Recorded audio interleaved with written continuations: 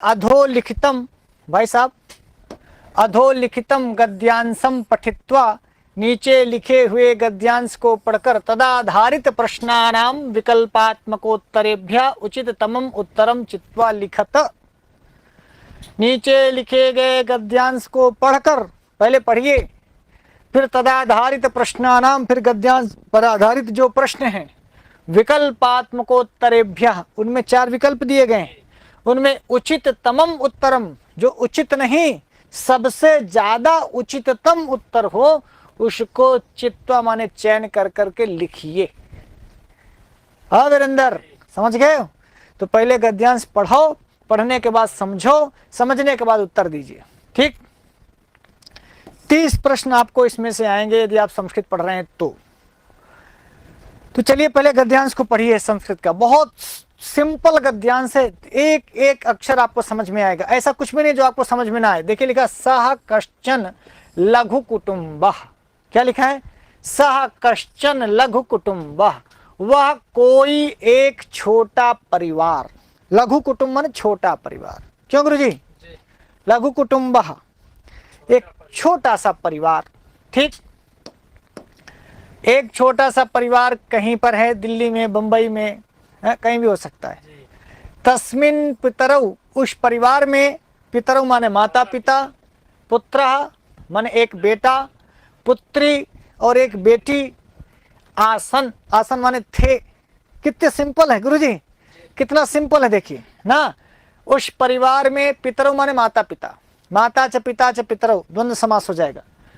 उस परिवार में माता पिता, दो जने हो गए, एक बेटा एक बेटी, 4 जने हो गए, एक बेटवा एक बिटिया, महतारी बाप, इतने 4 लोग थे। एकस्मिन दिने, एक दिन, मध्याह्ने, दोपहर के समय, मध्याह्न में, यही 12-1 बजे का समय, अभी 1:30-2 बजने वाला है, 1:30 बज गया, 2 अभी नहीं बजा है, तो लगभग यही भोजन का समय होता है। तो यही भोजन का समय था, दोपहरी का, दोपहरिया टाइम था।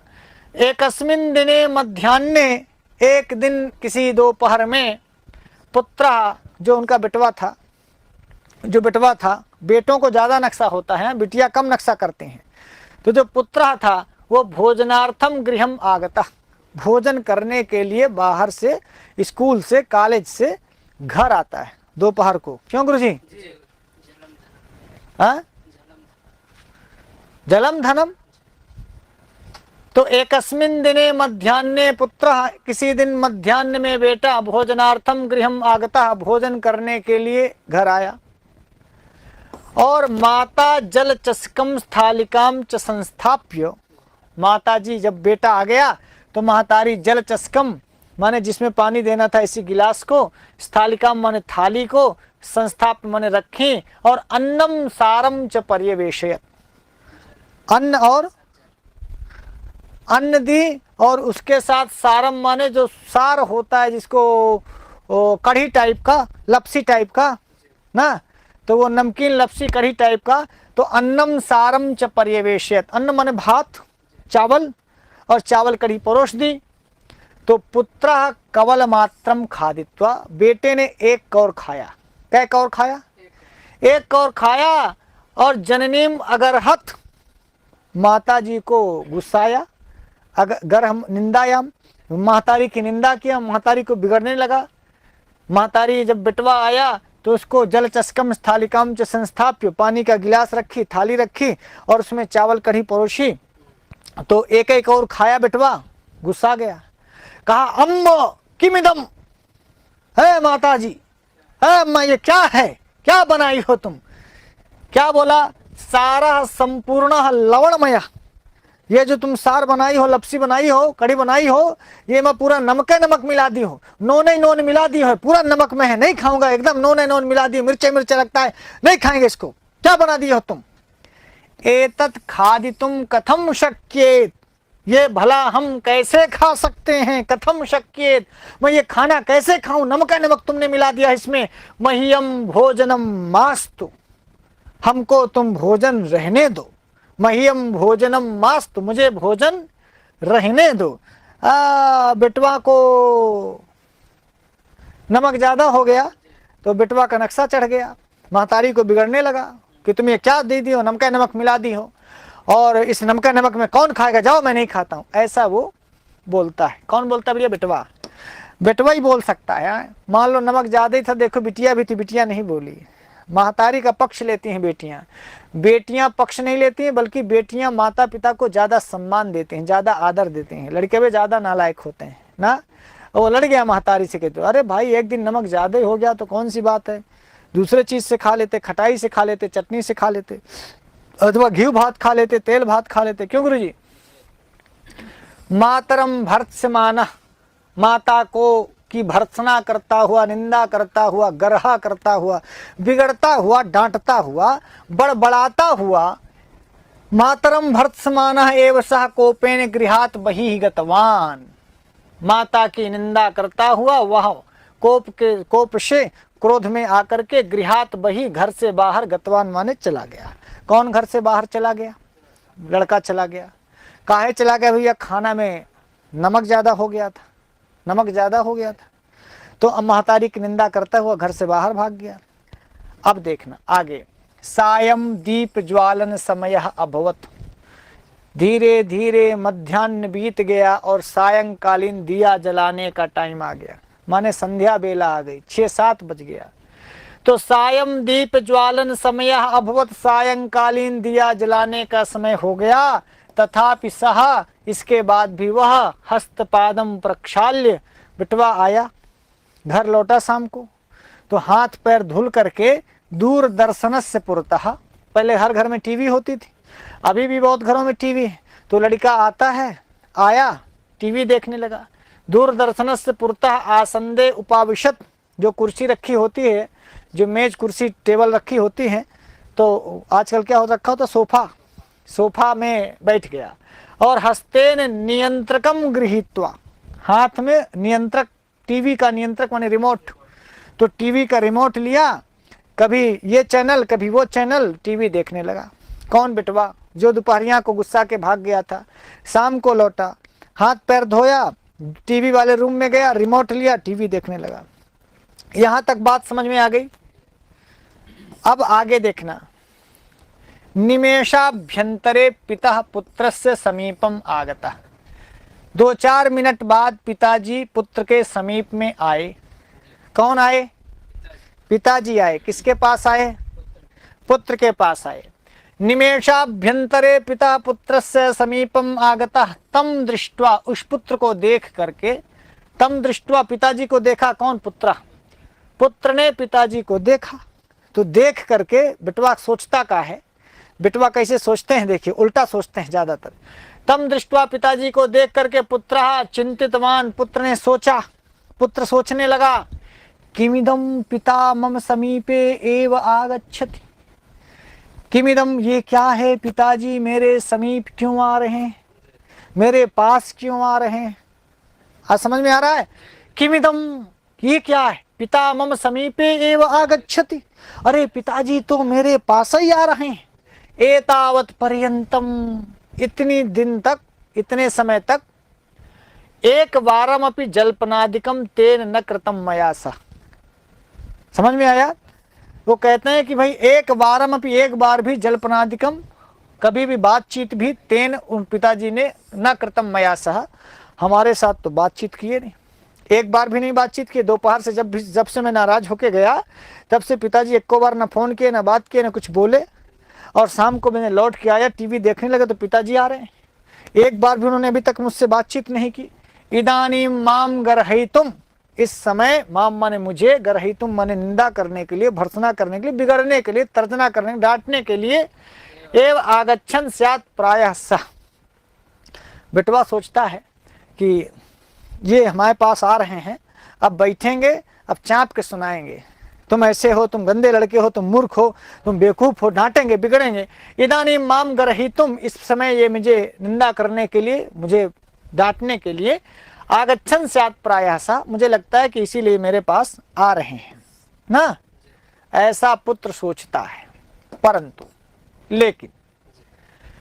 लेकिन अवनत वदनस्य पुत्रस्य, अब वो नीचे की मूड़ी ऐसे किया था, अवनत माने अधोमुख, नीचे की मूड़ी करे बैठा था। बाप को देखा तो, पिताजी को आते देखा, नीचे मुड़ी करके बैठा। पार्श्वे उपविशन पिता प्रावोचत, पास में बैठ गए पिताजी, उपविशन माने बैठते हुए, क्षत्रिय प्रत्यय, बैठते हुए पिताजी प्रावोचत प्रकर्षेण अवोचत, बोले। पिताजी बोले, किससे बोले भैया? लड़के से बोले। लड़कवा नीचे की मुड़ी किए टीवी देख रहा था, उसके पास पिताजी के बैठ गए और बोले, वत्स, ए बेटवा, वत्स बेटा, भवान मध्याह्ने भोजनम कृतवान ननु? ए बेटा, क्या तुमने मध्याह्न में भोजन कर लिया? ये विसर्ग नहीं रहेगा इसमें। भवान मध्याह्ने भोजनम कृतवान ननु? ए बेटा, क्या तुमने दोपहरिया को भोजन कर लिया है? दोपहर का भोजन ले लिया है? ठीक है, कौन पूछा? पिताजी पूछ रहे हैं। किससे पूछ रहे हैं? लड़के से पूछ रहे हैं। नीचे की मुड़ी करके कौन बैठा है? उनका लड़का बैठा है। पिताजी जाके बगल में बैठ गए, पूछे, बेटवा दोपहरी का भोजन कर लिए हो? वत्स, वो कुछ नहीं बोला। फिर से बोलते हैं, बेटा, भवंतम एव अहम पृच्छामि। भवंतम माने आपसे ही, अहम माने मैं, पृच्छामि माने पूछ रहा हूं, मैं तुमसे ही पूछ रहा हूं, मैं आप ही से पूछ रहा हूं। ऐ पुत्र भगवान, ऐ बेटवा भगवान। बाप डरता बहुत है आजकल बेटवा से। तो कहते हैं, वत्स भवंतम एव अहम पृच्छामि, भवान मध्याह्ने भोजनम कृतवान किम? दोबारा सवाल किया पिताजी ने। ऐ बेटा, क्या तुमने दोपहर को भोजन कर लिया? बेटे, क्या मध्याह्न में तुमने भोजन कर लिया? यह बात फिर से पूछते हैं। कौन? पिताजी। बेटवा देखिए क्या कहता है। आम, हाँ, आम माने हाँ। किंचित रुक्षतया अवदत पुत्र। थोड़ा रूखे स्वर में, थोड़ा सा रूखे स्वर में, कठोर स्वर में बेटवा उत्तर देता है कि हाँ, खा लिए हैं। राइट? तो ये देखिए, किंचित रुक्षतया अवदत पुत्र, थोड़ा रूखे स्वर में, थोड़ा कठोर स्वर में ना पुत्र बोला। क्या बोलता है भैया? किंचित रुक्षतया अवदत पुत्र कुत्र? तो हाँ, तो पिताजी ने पूछा, कुत्र? मृदु स्वरेण एव अपृच्छत पिता। पिताजी ने बड़े मधुर स्वर में पूछा, बड़ी मधुरता से, बड़े प्रेम से। सोचा था कि पिताजी डांटने आ रहे हैं, लेकिन पिताजी बड़ी मधुरता से पूछे कि बेटा भोजन कर लिए मध्याह्न का? तो बोला, हाँ कर लिए। हाँ कर लिए, ऐसे बोला। फिर पिताजी ने पूछा कि कुत्र? कहाँ किए बेटा? घर से तो थाली फेंक के भाग गए थे, घर में तो नमक ज्यादा हो गया था, तो तुम थाली फेंक के भाग गए थे। कहाँ किए? मम सुहृदा, जो मेरे मित्र हैं, माम उपाहार मंदिरम नीत्वा, मुझे होटल में ले जाकर भोजनम कारितवंतः, मुझे भोजन करवा दिए। मैं गया अपने मित्रों के पास, मित्रों से बताया कि आज हमारी माँ ने ये बनाया था, उसमें नमक मिला दिया था, हम खाना छोड़ के चले आए, खाना ही नहीं खाए। माम अम्मा को सुनाए अलग से। ऐसा वो अपने पिताजी से बताता है कि जो मेरे मित्र हैं वो मुझे उपहार मंदिर माने होटल ले गए और भोजनम कारितवंता, मुझको भोजन करवाए। कौन बताता है? लड़का बताता है। किससे बताता है? किंचिदपि अविचलितः सन पुत्रः उक्तवान। थोड़ा भी उसको विचलन नहीं हुआ, थोड़ा भी कष्ट नहीं हुआ, थोड़ा भी मन में दुख नहीं हुआ, कष्ट नहीं हुआ, और ऐसा वो बोलता है कि मुझे होटल ले गए, मेरे दोस्तों ने खिलाया, मेरे दोस्तों ने मुझे खिला दिया। कितनी अच्छी कहानी है। सुष्ठु पुत्र, बहुत अच्छा बेटा। सुष्ठु, बहुत अच्छे बेटे, बहुत अच्छे। भवान भोजनम कर्तुम इच्छति चेत, आप भोजन करना चाहते हो इसलिए आपको तो आपके मित्रों ने भोजन करा दिया। क्यों? कर्तुम इच्छति चेत, यदि तुमने भोजन करना चाहा तो तुमको किसने करा दिया? हाँ, अब देखना, इसको पढ़ना। पिताजी ने कहा कि बेटा, समग्रे अपि विश्वे गृहाणि प्राप्येरन, यदि तुम्हें भोजन करने की इच्छा हो तो सारे विश्व में तुम्हें घर मिल जाएंगे, वर्ल्ड में घर मिल जाएंगे, होटल मिल जाएंगे, बहुत बड़ी बड़ी महाराजा होटल मिल जाएगा, ताज होटल मिल जाएगा, बहुत सारे होटल मिल जाएंगे, बहुत सारे मित्रों के घर मिल जाएंगे, बहुत सारे पड़ोसियों के घर मिल जाएंगे, बहुत सारे दोस्त यार के घर मिल जाएंगे, जहां तुम जाके भोजन कर सकते हो। कोई भी दे देगा, ठीक, एक दिन दो दिन तो कोई भी खिला देगा।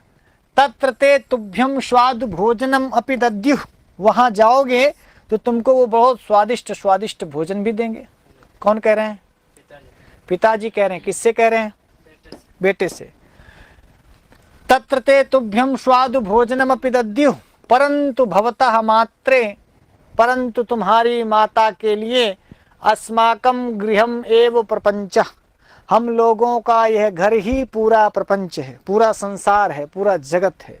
तुम्हारी माँ तो किसी के घर जाके नहीं खा सकती, तुम्हारी माँ तो ये घर छोड़ के होटल नहीं जा सकती, तुम्हारी माँ ये छोड़ करके किसी रेस्टोरेंट में नहीं जा सकती।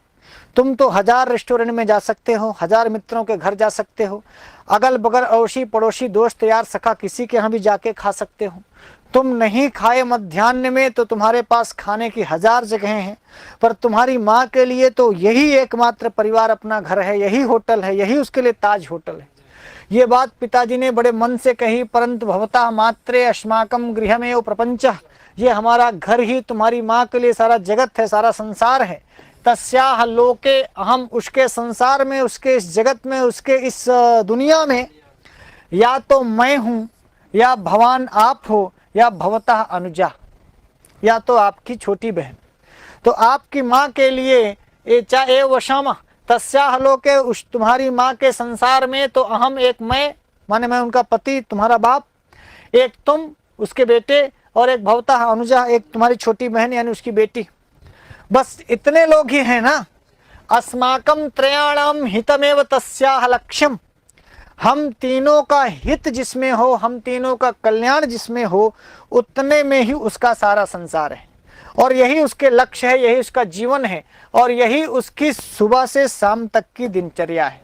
ध्यान रखना लाइन, अस्माकं त्रयाणाम हितमेव तस्याह लक्ष्यम, हम तीन का जिसमें कल्याण हो, खाना हमारे लिए वो बनाए, ब्रेकफास्ट हमारे लिए बनाए, कपड़ा हमारा साफ करे, पूरा घर साफ करे, पूरा पोछा लगाए, बच्चों की टिफिन बनाए, सुबह से लेके पति का भी देखे, बच्चों का देखे, बच्ची का देखे, अगल बगल आस पड़ोसी आ जाए उनको भी आओ भगत उनको करना है, मेहमान आ जाए उनकी भी आओ भगत करना है, आपके मम्मी पापा हैं, सास ससुर हैं, जेठ जेठानी, सबकी सारी व्यवस्था तो आपकी माँ ही करती है।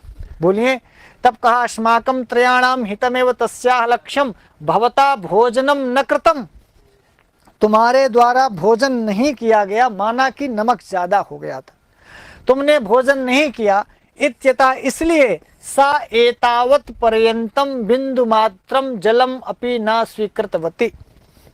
लाइन आप तक पहुंच रही होगी।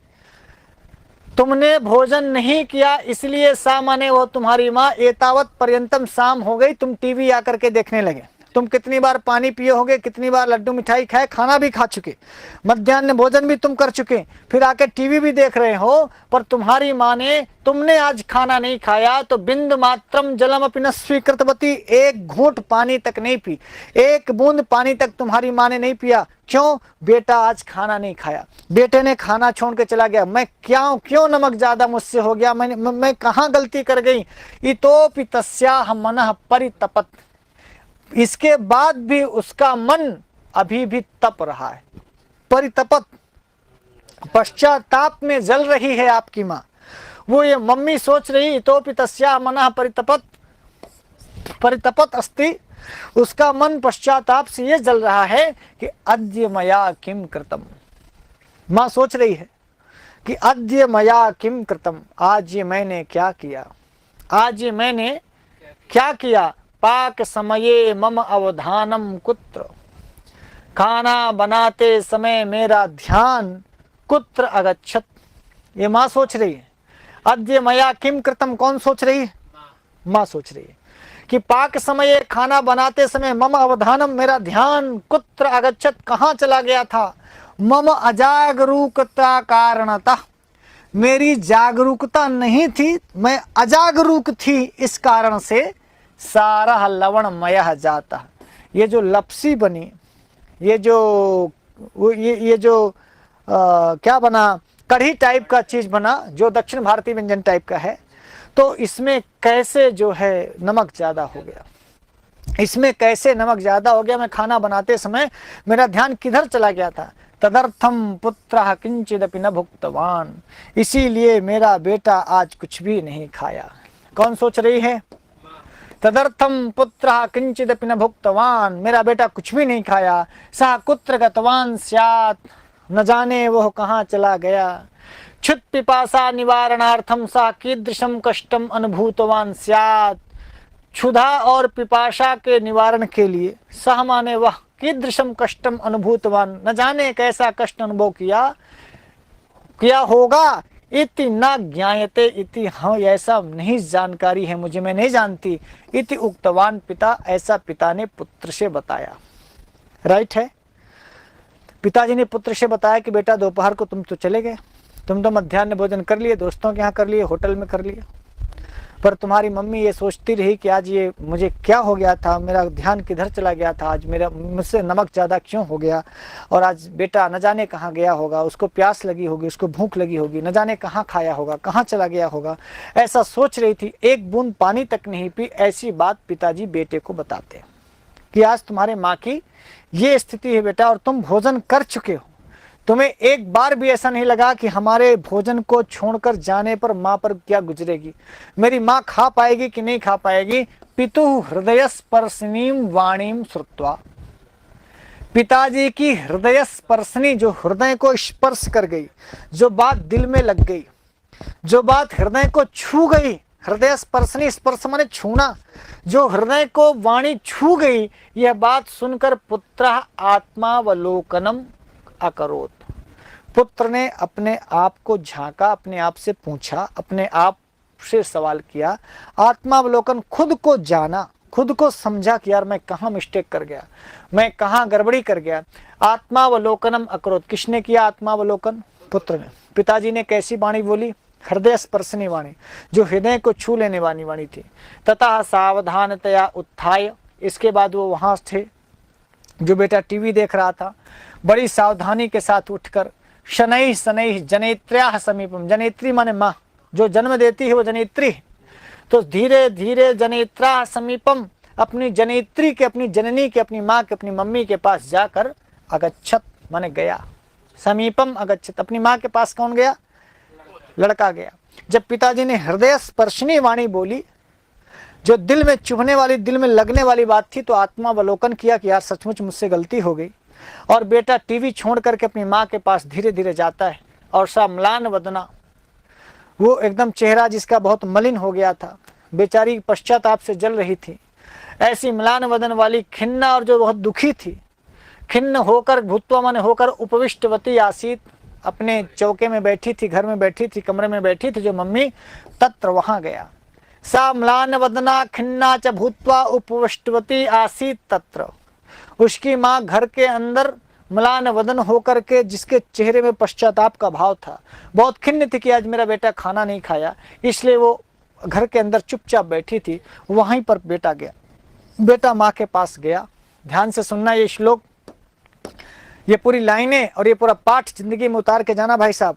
कभी आप भी बेटे हैं, किसी के बेटे हैं, या आप भी बाप बनेंगे, तो इन बातों को आप ध्यान से सुनिएगा कि हम बेटे होकर के बहुत बार पिताजी को ऐसी बात बोल देते हैं, माँ को ऐसी बात बोल देते हैं जो उनको चुभती है, और हमें समझ नहीं आता कि मैं क्या करके आया हूँ।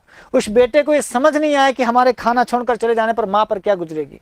और यहाँ देखिए, पुत्रा विनयेन, बड़ी विनम्रता के साथ, ताम उपसर्प्य, उसके समीप जाकर, मृदु मधुरेण मंद्र स्वरेण अकथयत, बहुत मृदु स्वर से, बड़े मधुर स्वर से, जैसे लोग अपनी मम्मी से प्यार से बोलते हैं, और मंद्र स्वरण, बड़े मंद मंद स्वर से, धीरे से स्वर के, हैं, प्रेम के स्वर से, अकथयत बोला, अम्बो, ए माँ, अम्मा, क्या बोला? अम्मा, महती बुभुक्षा, बहुत तेज भूख लगी, महती बुभुक्षा, भोक्तुम इच्छा बुभुक्षा, खाने की इच्छा को बुभुक्षा कहते हैं। कहता है कि माँ बहुत तेज भूख लगी है, किम न परिवेशयसि अविलंबेन, क्या तुम जल्दी से हमें भोजन नहीं परोसोगी? ऐसा जा करके वह अपनी माँ से कहता है। इसके बाद पैराग्राफ यहीं पर समाप्त कर दिया जाता है। आगे आप समझिए उस माँ को कितना अच्छा लगा होगा। वो दौड़ के किचन में गई होगी, बेटे को खाना निकाली होगी, बेटा खाया होगा, और फिर से माँ के हृदय को संतोष मिला होगा। बोलिए, तो हर बेटों से मैं कह दूं, कम से कम सालों में शायद कभी एक आध दिन ऐसा आता होगा जब आपके मन का खाना आपकी माँ से ना बना हो सकता है आपकी पत्नी भी कभी खाना बनाए और खाना गड़बड़ हो जाए, तो शायद तुम्हारी हिम्मत नहीं होगी कि पत्नी से कुछ कह दो, और यदि कह दिए तो अगले दिन से तुमको खुद से खाना बनाना पड़ेगा। बहुत बार तुम कह देते होगे क्या ये चाय में चीनी मिला दी होगी, तो कह देती होंगी कैसा है पंडित जी आप उठाओ और चाय बना के पी ले। हम तुम्हारा नौकर ना हो कि हम चाय बना के दे फिर कहो कि हमारा नमक ज़्यादा है, चीनी ज़्यादा है, चाय पत्ती ज़्यादा है, चाय पकी नहीं है, फलाना है ढमका है। तो आप बहुत बार भद्रा उतरा होगा आपका, सुने होंगे। तो भाई साहब कभी सालों में शायद कभी ऐसा दिन आया होगा कि शायद आपकी माँ ने बनाया हो और आपको पसंद ना आया हो, पर यदि आपको पसंद नहीं आया तो शायद माँ को भी यह बात जिंदगी भर नहीं भूलती होगी। वो खुद नहीं खाएगी, खुद नहीं पिएगी। यदि ये बात आप तक पहुँची हो तो इसके आगे के जो प्रश्नोत्तर हैं वो तो हम करेंगे ही, पर गद्यांश के अर्थ का अर्थ यही है कि इस प्रकार की गलती आपसे जिंदगी में कभी नहीं होनी चाहिए। पढ़ने का एक प्रयोजन सिर्फ परीक्षा पास करना भर नहीं है। पढ़ने का जो असली अर्थ है वो यही आज के पाठ का अर्थ है कि आप इस प्रकार की गलती जैसे उसके बेटे ने की, ऐसी गलती आप भी बेटे बनकर कभी मत करिएगा, ना पति बनकर के करिएगा, ना पिता बनकर के करिएगा। इस प्रकार की गलतियां निश्चित रूप से आपसे पत्नी से कभी गलती हो सकती है, माँ से कभी गलती हो सकती है, खुद से भी गलती हो सकती है। और ऐसे में जाना जाए कि जानबूझ करके कोई नमक दाल में ज़्यादा करता नहीं है, कढ़ी में लपसी में कहीं गुड़ चीनी ज़्यादा कम कोई जानबूझ के करता नहीं है। गलतियां कभी कभी हो जाती हैं। अब आइए सवालों का उत्तर देना है। मैं प्रश्न पढ़ूंगा, आपको उत्तर देना है। भाई साहब ये लीजिए, जल्पनादिकम तेन न कृतम, जल्पनादिकम तेन न कृतम मया सह। यहां तक देखिए, इसमें आई है एक लाइन, जल्पनादिकम तेन न कृतम मया सह, ये एक सेंटेंस है। इति वाक्यम कस्मिन वाच्ये लिखितम, यह वाक्य किस वाच्य में लिखा गया है। कर्तृवाच्य, कर्मवाच्य, भाववाच्य या कर्म कर्तृवाच्य, चार विकल्प हैं, तीन प्रकार के वाच्य होते हैं। फिर से सुन लेना, जल्पनादिकम तेन न कृतम मया सह, तो तेन न कृतम, तेन न कृतम पकड़ने वाली बात है। उत्तर मैंने बता दिया, यदि आप समझदार होंगे तो आप समझ लेंगे। बताइए ये होगा कि कर्तृवाच्य होगा कि भाववाच्य होगा कि कर्मवाच्य होगा? पक्का हमारे वीरेंद्र विक्रम भैया करें कि कर्मवाच्य होगा। बाकी लोग क्या उत्तर दे रहे हैं? सी दे रहे हैं। कुछ लोग सी कर रहे हैं। काहे सी कर रहे हैं भैया? जल्पनादिकम तेन न कृतम, तो जल्पनादिकम ही कर्म है यहाँ, और तेन करता है न कृतम, तो कर्म तो है ही, तो भाववाच्य कैसे होगा?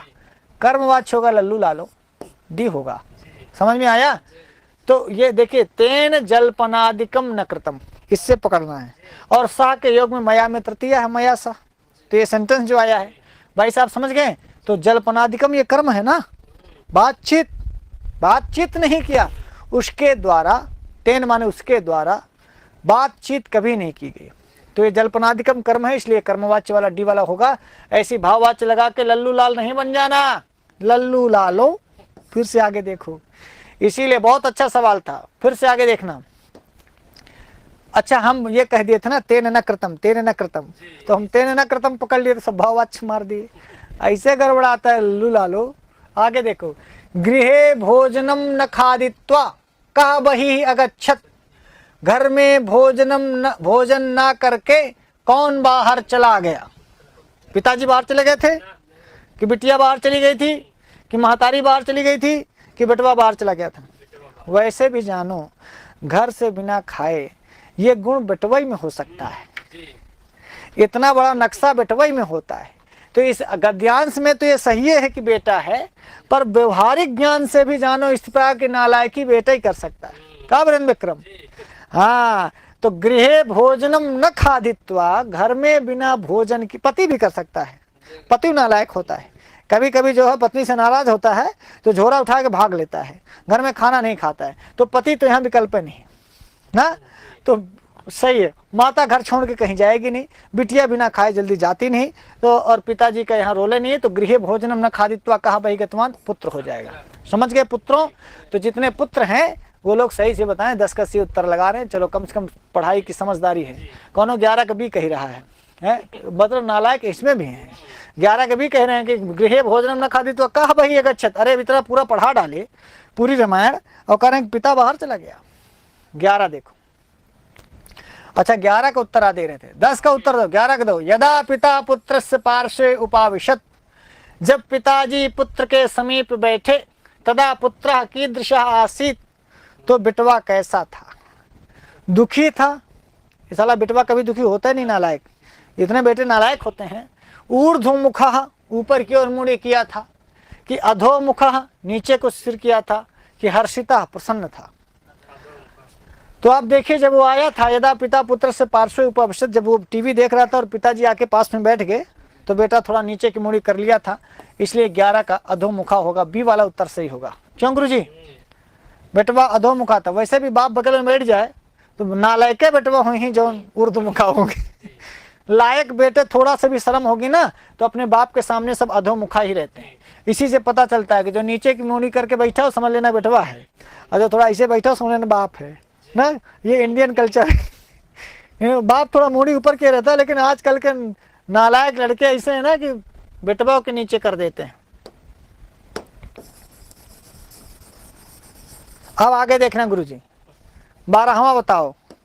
पुत्रः भोजनम न कृतवान, पुत्रः भोजनम इत्यतः माता कीदृशी आसीत्, तो जब तक बेटे ने भोजन नहीं किया तो माँ कैसी थी। पुत्रीम पतिम च तर्जयन्ती आसीत्, क्या माँ पुत्री को और पति को डांट रही थी। संतुष्टा सती स्वकार्ये निमग्ना आसीत्, संतुष्ट होकर के अपने काम में निमग्न थी, बैठी थी, डूबी थी, अपने काम में लगी थी। कि जलमपि न पीत्वा आसीत्, कि जल तक नहीं पी थी। कि दूरदर्शनम पश्यन्ती आसीत्, कि टीवी देख रही थी। बताओ, पुत्र भोजनम न कृतवान, बेटवा भोजन नहीं किया तो माता कैसी थी। पैराग्राफ आपने पढ़ा होगा तो जवाब दे पाएंगे, जल्दी बोलिए। 12 सी, 12 सी, 12 सी, 12 सी। सही है, सही है, सही। वाह गुरुजी, बहुत अच्छे। पुत्र भोजन नहीं किया इसलिए माँ कैसी थी, तो बोले जलमपि न पीत्वा आसीत्, सी वाला उत्तर सही होगा। माता ने पानी तक नहीं पिया था, माँ ने पानी तक नहीं पिया था। यहां तक कर लेंगे। आप कहाँ गए? हाँ, तो 13वां देखिए। अब पिताजी समझा रहे थे, किसको? बेटवा को। पुत्रम बोधयितुम पितुः वाणी कीदृशी आसीत्, पुत्र को समझाते हुए पिता की वाणी कैसी थी। पिता की वाणी कैसी थी? हृदय स्पर्शिका थी, उत्साहवर्धिका थी, कि सांत्वना प्रदा थी, कि कोपकारका थी। जब पुत्र को समझा रहे थे पिताजी तो कैसी वाणी बोल रहे थे? हाँ, अभी अभी आपने पढ़ा है, दिल को छू लेने वाली वाणी थी, उत्साह बढ़ाने वाली नहीं। क्या कहते हैं, हार्ट टचिंग, क्या बोलते हैं उसको अंग्रेजी में? हार्ट टचिंग लैंग्वेज थी, जो दिल को छू जाने वाली थी। कि बेटे तुमने तो भोजन कर लिया, तुम्हारे पास तो 1000 घर हैं, तुम्हारे पास 1000 होटल हैं, तुम तो कहीं भी जाके खा सकते हो, लेकिन अपनी माँ के बारे में सोचा, वो आज एक पानी तक नहीं पी, जल का एक बूंद नहीं ग्रहण की।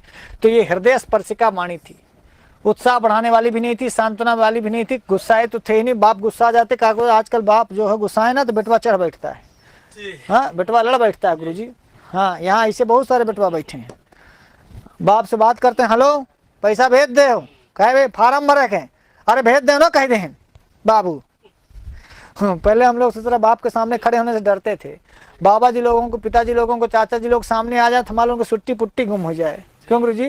थोड़ा भी हम लोग थोड़ा गड़बड़ काम कर दें तो कोई डांटे नहीं, तब वो लागे कि, क्यों गुरुजी? जाए तो आदमी वैसे अपना कांपत रहा है, रो मारे। अपने पिताजी एक बार पूछ ले क्या किए, इतना पूछते मने रो बे लागे, डर के मारा। तो भैया एक डर वो था, हम ये तो नहीं कहेंगे कितना डरवाइए, पर हम लोग बहुत डराते थे, अब डरते थे अपने चाचा से, बाबा से, पिताजी से, अम्मा से। क्यों गुरुजी? कोई गलती हो जाए, मान लो हम लोग स्कूल से भाग आए और महतारी को कोई बता दे कि आज स्कूल से पीरियड छोड़ के भाग आया, अम्मा इतना बार पूछ भर ले करे यहाँ, इतने में तो लागे। क्यों गुरुजी? आप देखो, आद्य मया किम कृतम, आद्य मया किम कृतम, ये भी आपने सेंटेंस पढ़ा होगा। अद्य मया किम कृतम इति कस्य मनसि विचारः प्राचलत्, ये किसके मन में विचार चल रहा था कि अरे आज ये मैंने क्या कर दिया, आज ये मुझसे क्या हो गया। ऐसा ये अनुजा सोच रही है, उसकी छोटी बहन, कि माताजी सोच रही हैं, कि बेटा सोच रहा है, कि पिताजी सोच रहे हैं। ये सेंटेंस पढ़िएगा तो आपको पैराग्राफ में मिला होगा। माँ सोच रही थी अद्य मया किम करतम, आज ये मैंने क्या कर दिया, आज ये मैंने, ठीक है, तो क्या हो जाएगा, हाँ 14 का बी उत्तर सही हो जाएगा। आखिरी प्रश्न है भोक्तुम इच्छा, ये पढ़ते समय मैंने आपको बताया, भोक्तुम इच्छा इत्यर्थे किम पदम अत्र प्रयुक्तम। भोक्तुम माने खाने की इच्छा, खाने की इच्छा के लिए यहाँ कौन सा शब्द प्रयुक्त है, बुभुक्षा की भोजनेच्छा की पिपासा की क्षुत। भोजनेच्छा भी भोक्तुम की इच्छा है, क्षुत भी खाना ही होता है, क्षुधा, और पिपासा पीना होता है, पातुम इच्छा, और बुभुक्षा भोक्तुम इच्छा। तो भोक्तुम इच्छा बुभुक्षा होता है, पातुम इच्छा पिपासा होता है, ज्ञातुम इच्छा जिज्ञासा होता है, और जेतुम इच्छा जिगीषा होता है। जीतने की इच्छा जिगीषा है, पीने की इच्छा पिपासा है, खाने की इच्छा बुभुक्षा है, जानने की इच्छा जिज्ञासा है। समझ में आया?